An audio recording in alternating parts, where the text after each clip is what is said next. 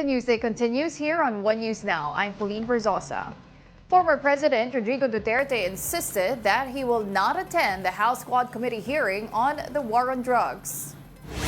Aside from emphasizing his old age, Duterte said the House Quadcom can just use his testimonies at the Senate Blue Ribbon Committee hearing last October 28. Duterte reiterated that there were no extrajudicial killings under his bloody war on drugs during his administration. Hindi naman ako nagpapasuplado. Pero yung testimony ko sa Senate, natanong naman na lang lahat. Yun na yung that will be the meat, yung substance ng testimony ko.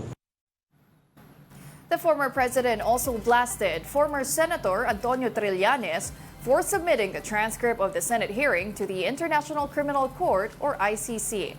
Duterte warned Trillanes that he will openly campaign against his mayoral candidacy in Caloocan for next year's elections.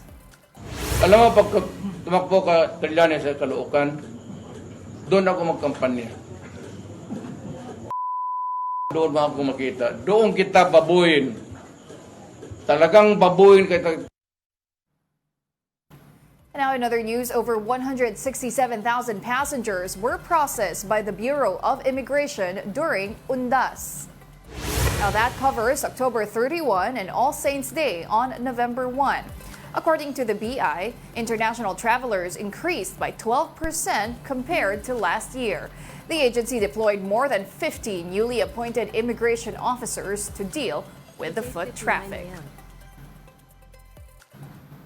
We'll be back with more stories after this break. Keep it here on One News.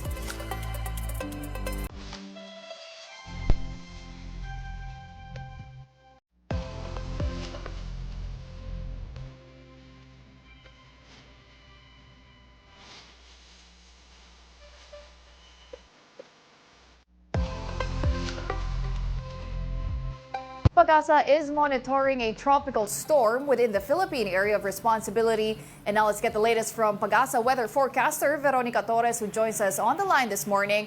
Veronica, good morning. Anong mga lugar po ba ang tutumbukin itong si Bagyong Marce? Magandang umaga din po sa inyo, pati na rin sa ating mga taga-subaybay sa One News. So, sa ngayon naman, wala pang direktang epekto sa kahit anong parte ng ating bansa itong si Tropical Storm Marce. Pero sa mga susunod na araw, yun nakikita nga natin na posible na itong maging track ay posible nga itong dumiretso.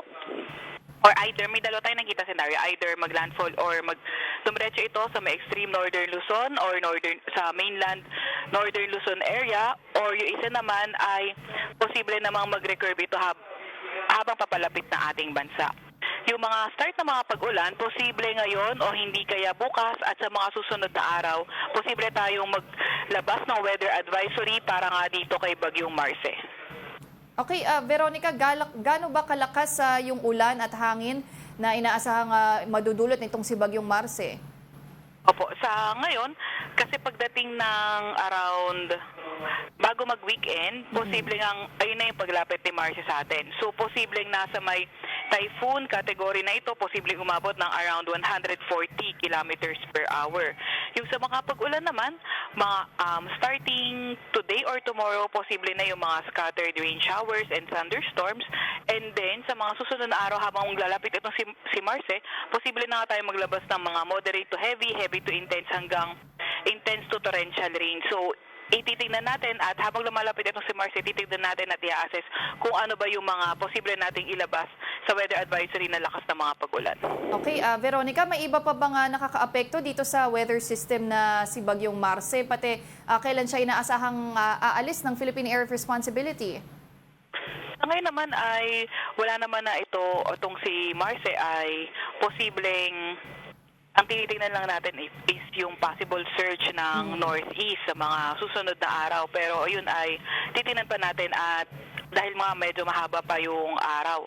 Sa mga susunod na araw naman sa Metro Manila, posible pa rin magpatuloy yung fair weather conditions, pero titingnan din natin, babantayan din natin yung track nito kung patuloy ba itong bababa. Kasi kapag bumaba ito at lumapit, medyo may kalapitan sa may Metro Manila area, posibleng maging maulan or yung kanyang track or siya mismo magdala ng mga paulan. Pero dahil nga malayo pa ito, posible pa yung mga changes.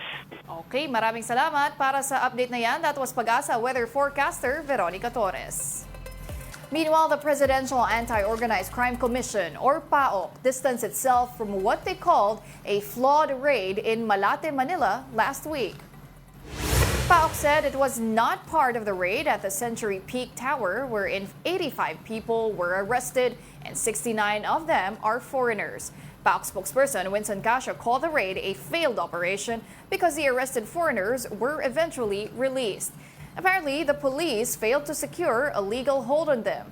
The raid was spearheaded by the National Capital Region Police Office and the Philippine National Police Anti-Cybercrime Group. PAOCC spokesperson Winston Casio says BPOs are now seemingly becoming a refuge for scammers. And here's an excerpt from his interview on The Big Story. Tell me how that played out. And secondly, they said they're a BPO, not a POGO hub. So there's a bit of confusion there. Can you clear that up for us? Well, they claim to be a BPO. Kaya lang, based on the information that we have gotten from intelligence sources and based on the surveillance that we have done, as well as the interviews we have conducted with our civilian deponents, the ones who would stand as witnesses and or complainants against Central One, they're engaged in on-site, online gambling, online sports betting, so to speak. And indeed, we have seen it. You're showing it now on the screen. Nakita po namin yung mga iba't ibang cell phones that are indicative of betting. So they claim to be a back office, a business process outsource as far as their different locators, their different clients are concerned. But yan, yung nakikita po nyo, that's Winbox. That is one of the most prolific and infamous cryptocurrency hub or platform or gaming platform, investment platform that are being used by different unscrupulous individuals and organizations worldwide. In fact, that Winbox is banned in many countries because it's a very gray area in relation to regulation. Diyan ho pumapasok yung mga money laundering scams and proceeds ng mga criminal organizations. Ang daming red flags. I could go on and on and on about the red flags and different violations in relation to Central One. Okay, hold on a second. But sports betting in itself is not illegal.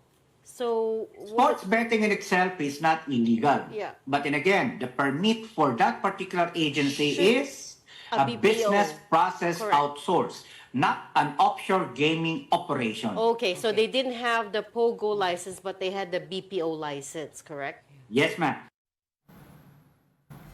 The Immigration Bureau raised alarm over a growing number of Filipinas trafficked as surrogate mothers abroad.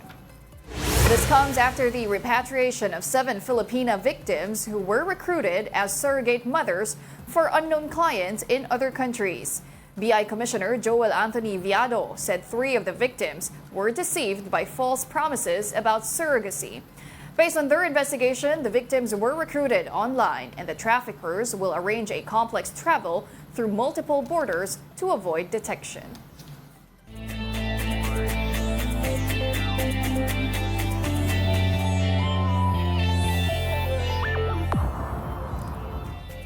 Now in the PBA, Barangay Ginebra made it an even battle with the TNT Tropang Giga in Game 4 of the PBA Governors Cup Finals. The Gin Kings hacked out a 106-92 win over TNT to tie the best-of-7 series at 2 games apiece on Sunday. Stephen Holt fired 18 points, including a booming triple that buried the Tropang Giga for good. He also had 3 rebounds, 2 assists, and 5 steals for the Gin Kings. Next game is scheduled on Wednesday, November 6 at the Smart Araneta Coliseum. And those are the top stories of the hour. I'm Pauline Verzosa. We are One News.